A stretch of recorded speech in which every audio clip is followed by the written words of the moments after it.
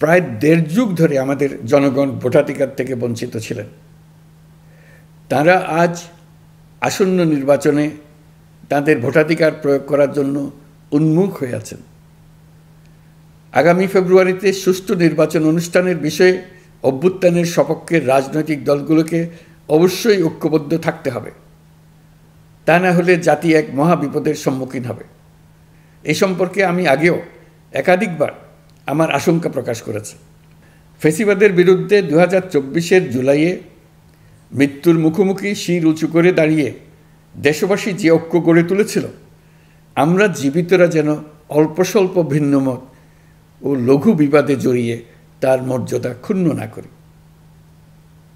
133 শিশু, শত শত তরুণ তরুণী, নারী পুরুষের মৃত্যু, হাজার হাজার মানুষের অঙ্গহানির যে আত্মত্যাগ, সেটিকে আমাদের সম্মান জানাতেই হবে।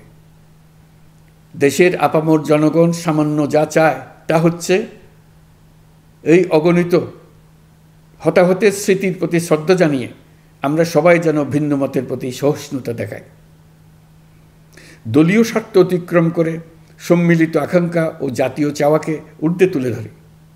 তাই আমি আশা করি আমাদের এই সিদ্ধান্ত জাতির বৃহত্তর স্বার্থে রাজনৈতিক দলগুলো মেনে নেবে। একটি উৎসবমুখর জাতীয় নির্বাচনের দিকে জাতি এগিয়ে যাবে। এর মাধ্যমে আমরা নতুন বাংলাদেশে প্রবেশ করব।